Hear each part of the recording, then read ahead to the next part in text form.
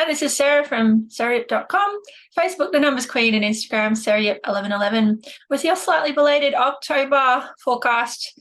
Huge energies, wowzers. So let's get into it. And we'll be reading a little bit from my recent post on socials. So if you enjoy this, please comment 888 boss at the bottom so I can reply and send you a little bit of love and luck. So we're in a 7 universal year in 2023. It's all about opening the crown chakra to much bigger possibilities. With October being the 10th month of the year, we are in a 17 or 8 months of spiritual healing and abundance. So this is a time for really reclaiming your energy, stopping any leaks, big, bold decisions, and being really, really generous, just knowing that it's going to come back to you. So come out of your witchy or spiritual closet right now, be seen.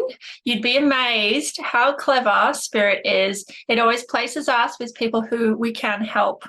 For example, I know a lot of people, when they say, I see 1111 or repeating numbers, they think they're the only one. Then they find out like their whole work team or half their family see it. And it's this beautiful way to create more togetherness. So you were born to fly high, and you do need a safety net. And I hope that you'll find that this forecast will bring forwards that vulnerability that is going to bring in new allies. So energy tips. September was all about tests. It was all about honesty. And now that you really know what people think of you, it's time to let go of self-doubt, procrastination, overanalysis. You've got the data you need, so move forwards. Actions speak louder than words, but your intentions and a clear conscience, the ability to sleep at night, are more powerful than any of those things. So as my psychic husband, Chris, said, you can't squeeze apple juice from an orange. And so get help from people who are doing their calling, who are in their passion, not from clock watchers who are really promoting shortcuts. That's how you end up hungry and frustrated. So this month of October will bring success. Just be sure to give credit where it's due. That was exciting. Where it's due, including to yourself. It's about investing in your health, home, and loved ones, the people holding up your inner sky. I must admit, I did have probably one of the biggest sore throats of my life a few weeks ago. So I'm pretty excited to even be here. And 8 is a lot about comebacks. So in numerology, 8 is the boss or the professional, the one who raises the bar. It looks like an infinity sign or an hourglass. It's all about balance. Funnily enough, my 2-year-old pulled an hourglass off the shelf today for the first time in about a year. October is about taking responsibility for your life and letting other people live theirs. It is about that energy conservation I touched on. So we're preparing for 2024, which is an 8 universal year. I'm calling it the year of divine humanity and ethical abundance. I will be running a forecast on that as I do every year. Stay tuned. Bookings will open soon. So the 8th chakra, it's about breaking karmic patterns of disempowerment or poverty. It's about knowing your higher self and your purpose. A good practice to do at a time like this is to ensure that the vows that you have made are still supporting you, whether that's physical vows, legal agreements, or even letting go of some like spiritual vows from past lives, things like that. Really perfect timing. Another thing you could do to support yourself, visualize yourself at the end of a beautiful rainbow. A lot of the time we look at rainbows far off in the distance like happiness. Bring it to you. Imagine yourself as a rainbow maker, a rainbow magnet. Imagine your body as a pot or a pool of golden love and wisdom. Hey, why not? Good things happen when we create instead of react. So you are worthy of the best. That's the biggest tip I have for you in this forecast. Let's look at the tarot. Okay. So Rider-Waite Tarot here. The Chariot is the card for the year, also the Tower. So it's all about sort of sudden revelations and understandings, learning by doing. And this is the card for this month, one of my favorites, the Star. It's an anagram of the words the arts. Interesting, isn't it? A lot of people talk about not enough funding or support for the arts. And yet those are the things that really bring humanity into perspective and into its greatest potential. So this is a month to overcome your creative blocks Get out the crayons, the potato printing, whatever it is that you love to do. It will really help you to balance your energy during this very tumultuous eclipse season, which we'll talk about soon. So who's in the spotlight? We know that sevens are feeling in demand all of 2023, and they are doing a lot of healing around being good enough, being God enough, being perfect, being ready to go, to teach and to share their wisdom. In October, we start to see the 8 energy really coming in strongly. If you have, for example, an 8 life path, an 8 name numerology, lots of 8s in your date of birth, you see 888, which is a good sign of the previous things I mentioned. You're going to start attracting more authority and opportunities to really come into your best chapter. And so, again, that will be the theme of my next podcast class. What about dates? So we are coming up to a new moon, 14th, 15th, depending on where you live. Now, this is also a time of a solar eclipse. It's big stuff. Then we then have the full moon around the 28th, 29th. So sort of right now, there's a lot of purging energy. Now, my good friend Tiani Vidla, who has Tiani Talks, she's an astrologer and a Master 33. She calls this a highly karmic eclipse season on steroids. And after I read that, I booked into one of her events. So you'll see us do a video together soon as well. And I'll put that link out there. So obviously this new moon is also the time of some changes in society. When I did my 2023 forecast back in January, I mentioned there would be a lot of revolution this year because it is 60 years since the last year of the water rabbit. And that was a time of a lot of marches in Washington for civil rights, also a lot of change for Indigenous people in Australia, nuclear testing, all kinds of big sort of political hot potatoes. So really, really seeing that again. And we've got the voice referendum coming up around the 14th in Australia. So look, I'm just putting it out there that there will be generational justice.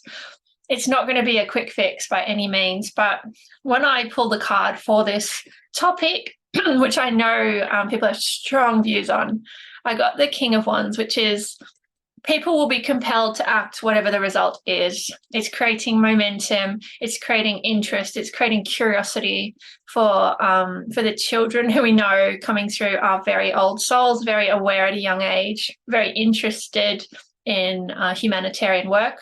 I feel the overall result is positive.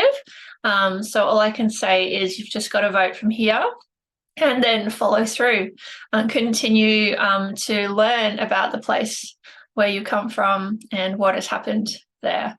So if you want to connect with me, you can join my next Patreon numerology class, 28th of October. I run them every month. And we've been doing lots of amazing things around predictions. So we're just doing quite a bit around personal years and life histories. Incredibly interesting. If you like doing all your family trees, you know, my work would be right up your alley. I've also just announced in the last day or two, I will be running round 3 of 1111 World Changes. This will be starting on the 25th of January next year, just before my birthday. This is my Gold Star Women's Leadership Program for those in the public eye or who wish to get their message out there in a magical, powerful, successful way. So I've been working with 25 women now for a few months, but the program itself has been going for a year. So I've already got about 20, 25 people in the program, and I'll just probably be taking about a handful more in the next round. Still, definitely put your hat in the ring. If you're interested, write to me, info@seriup.com, put your name, your city, any other details, and we'll tee up a call. It'll be a fabulous conversation, and I'm really looking forward to hearing from you. Also, just to let you know, I'm pretty much booked out for the year because I'm reserving a lot of spots for my World Changes. So I do have openings in January, February. And if you want help sooner, please consider seeing my husband, Chris. He's just finished his filming for the year, so he's knocked $110 off his prices, and you can go see him. He's had lots of fabulous people come in recently. I've also got some great colleagues, which I'll put all in my blog accompanying this video. Is there anything else? It's 111. Wow, well, look, when I see things like 111, I have to say, that's about root chakra healings, first things first. If you know the 12 steps program, that's from there. And I see it particularly in people who are about to start running their lives or their own business. I must say that September was tough for me. Like I said, I lost my voice, and I had quite a few conflicts. They were over my spiritual path. And a lot of the people I work with and those who see 1111, we didn't expect to be here. That's for sure. It's been a very surprising journey and turn of events. A lot of us have flipped from fairly, I guess, conventional status-driven lives into very sort of esoteric realms, often bringing through past life or galactic gifts. There's going to be ups and downs with that. The best way I can describe it is, we're pretty good at identifying discrimination, based on how you look or how you talk, the language you speak, maybe your political views. But religious or spiritual discrimination is just as damaging, if not more. And that, of course, is the freedom to follow your own path to consciousness and enlightenment. I like to think my religion is kindness. Numerology helps me to just stay in that graceful space. But you do find there are still people out there who themselves feel very controlled. And so sometimes that tends to come into their conversations. All we can do in these situations is to get curious about anything that we get triggered about, obviously debrief that with a safe person, and do our very best, of course, to understand where the other person is coming from, and overall just live our lives as we were, because it's clearly working. When I worked in fundraising, we always allowed for about 1% complaints, and that's how we knew we were doing our very best job. There's always going to be naysayers.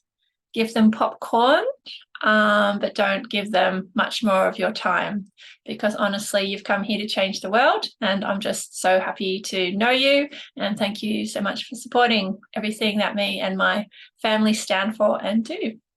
And lastly, in this 8 months, it's all about deals, bargains, and conserving energy. So just want to shout out to Vinnie's in Coolangatta. I love op shops. I got this amazing designer dress recently. It's a Wayne Cooper. I think I got it for $12. So there's always good in the world. There's always beauty to be found. Sometimes you just have to rummage a bit. And on that happy note, I will see you again soon. Take care. This has been Sarah from sarayep.com.